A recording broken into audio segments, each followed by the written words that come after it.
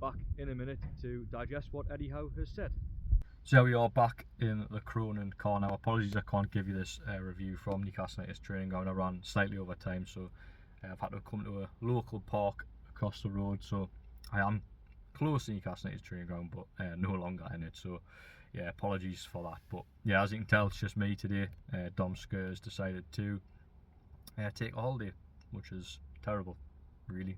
Left me to do these pre-match duties, so I'll try my best to get through it all. I'm going to try and do this in one take, so apologies if there's a few stutters along the way. I usually do that anyway, so I suppose there'll be no difference there. But yeah, I'm going to try and break down everything that Eddie Howe said, or the important things that Eddie Howe said in that press conference. We'll start with injuries, as we always do, on the Geordie journos. Now, Newcastle were without 12 players against Everton in midweek for the trip to Fulham. Without 11 players, so that number has reduced by one, but that's because Anthony Gordon will return from suspension. But in terms of the injured players, no change at all. Tien Livramento, Miguel Almiron obviously out for a month. Kieran Trippier hasn't had a setback, despite Eddie Howe initially saying that he would be, or they'd hope he'd be back for that West Ham game. Now, Kieran Trippier actually turned up before that West Ham game at the players' entrance in his tracksuit, but as soon as the team arrived, landed an hour before kick-off, Kieran Trippier wasn't in the squad at all.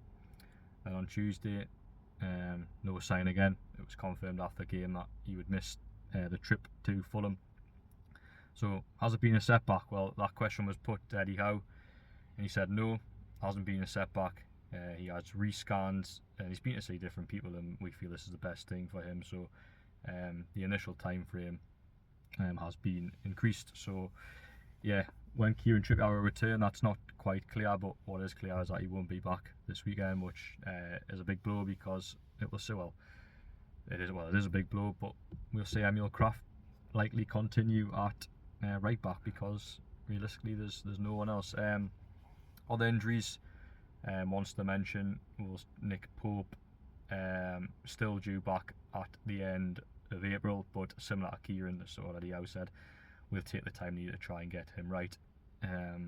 Callum Wilson stepping up his return, should be back hopefully towards the end of April as well. So it feels like Newcastle will get a lot of players back for the final 3 games, but for the next 3 weeks, a month or so, Newcastle United are going to have to plough on with what they've got, which is not ideal. Lewis Hall, quickly mention him, he's fine. Came off, I think it was around 70 minutes against Everton. He's fine, just a bit of fatigue. He's training today with the rest of the group, so I'll imagine that back 4 will likely remain the same. Players off the bench: Alex Murphy, Paul Dummett. Newcastle, as I mentioned before, bodies, they're light on bodies, and they'll have to continue with what they've got going forward. Other things to know, let me go through the transcript here. Joe Linton, no fresh update on his contract situation. Eddie Howe said, as we were, no fresh update. And then yeah, we'll go straight into the written bit. Questions from myself and fellow journalists, newspapers, online, whatever, because TVs usually go first in these type of situations. Just looking through, I don't think there's anything else to note from the TVs. So yeah, written. We'll start with which I thought was the biggest line from the press conference: the futures of Bruno, Guimaraes and Alexander Isak. Now, you would have seen in midweek that Bruno's agent was at PSG, which I'm not sure on Bruno's agent. I'm not sure if he only represents Bruno or he represents a couple other players as well, but obviously Bruno is his most prominent client. So when you see that, I think there was there was panic online from some supporters wondering what he was doing there. Obviously a lot of talk around Bruno's future, Isak's future, as I mentioned there, not just because of PSR, which we'll come on to, but because Newcastle at this moment in time are actually in a battle to stay in Europe next season. Now, I think Newcastle, me personally, I do think Newcastle will do enough to get Europe, but if they don't, 2 players there, 2 top class players, Bruno and Isak are world-class players. They are Champions League level players. If you're in a scenario in the summer and you haven't got European football, then how do you convince or expect two players of the highest calibre in their peak years to remain with the club? So that was put to Eddie Howe about the scenario of not being in Europe next season, and the question was, will keeping players increase your chances of keeping them? And he said, I think that would help to a degree, but I don't think it will be a defining factor. Sorry, I'll spit your marbles out there. It's in the players' hands and clubs' hands, but Europe would certainly help. And he said, a lot will depend on our ambitions and where the club is going in this foreseeable future. I don't think one season necessarily dictates that, but I think the general feeling of where the club is going, it does. Do they need convincing to stay then? I replied, no, I'm not saying that.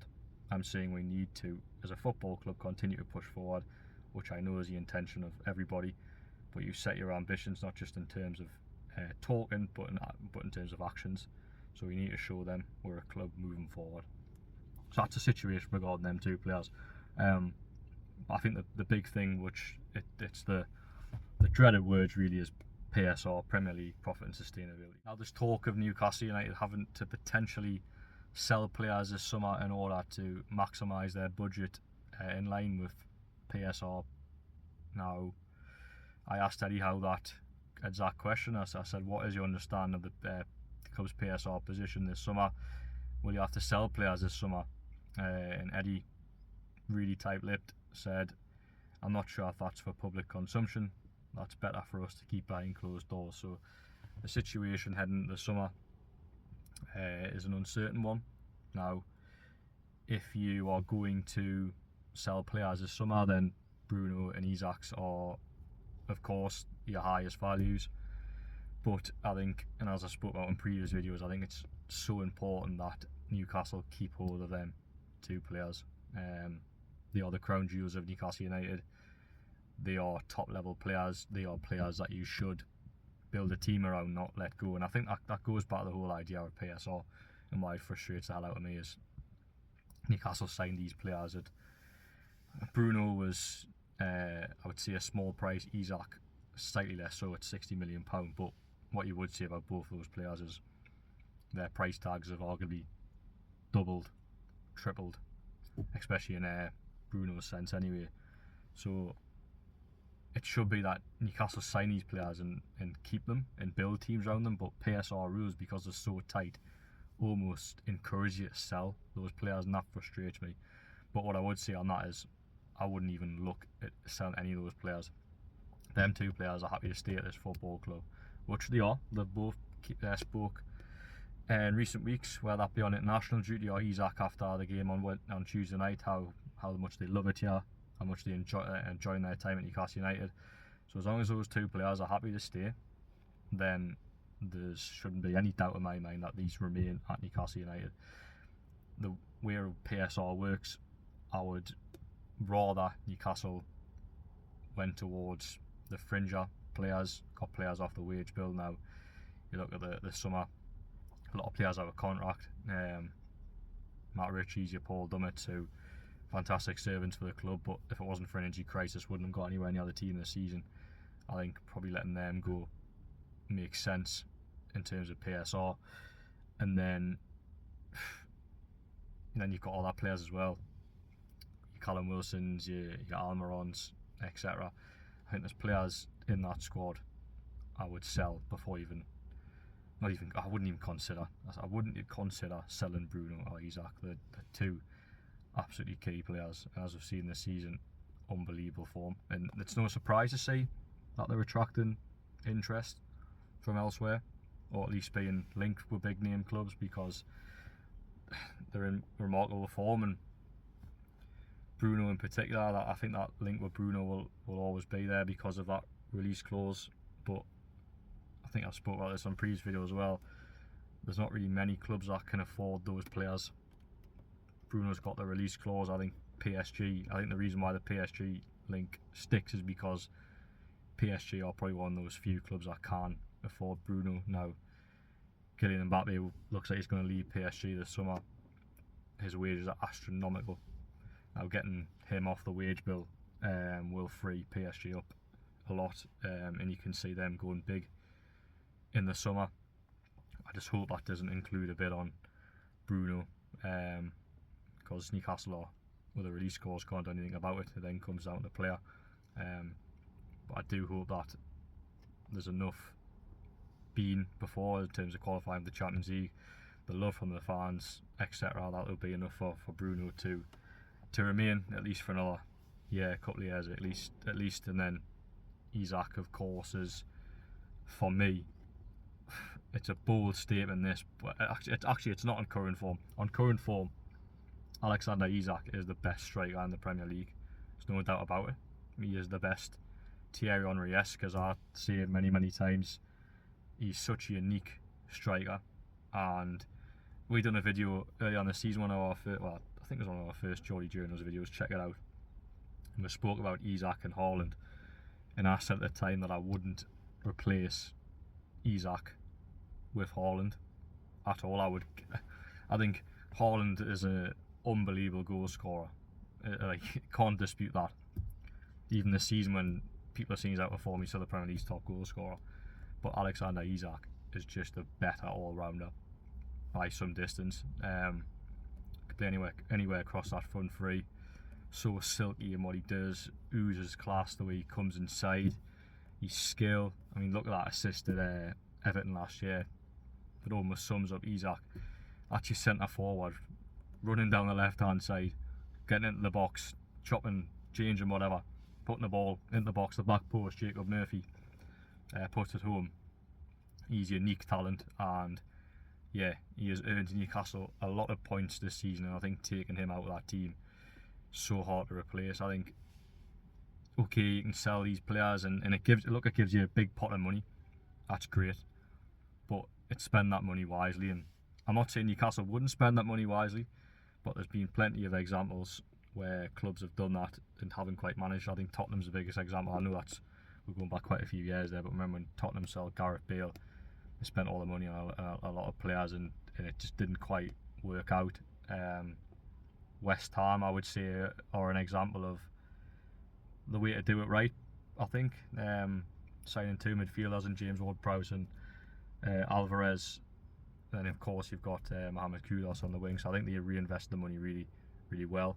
But for me, I don't want to take that risk. I want to see Alexander Isak and Bruno Guimaraes stay at this football club for a very, very long time, and Eddie Howe feels the same way as well. So yeah, heading into the summer, I think Eddie Howe's response, as I mentioned earlier, I asked directly if they would need to sell players this summer.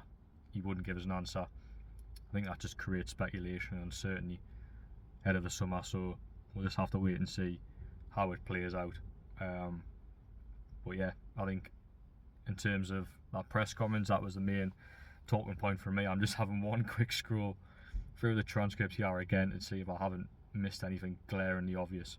Don't want to do that to you guys watching, but yeah, we'll move on to Fulham, which is it's a big. They've all been big games. We always say that. I always say it's a big game, but this one is. And to be fair, Newcastle have got 8 games left. They're all 8 big games.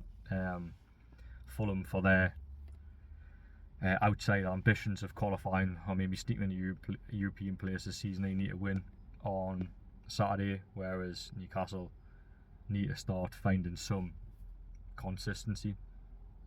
I asked Eddie Howe about the lack of consistency, the fact that Newcastle haven't actually won back-to-back Premier League games since the beginning of December, and that probably shows why they are where they are currently.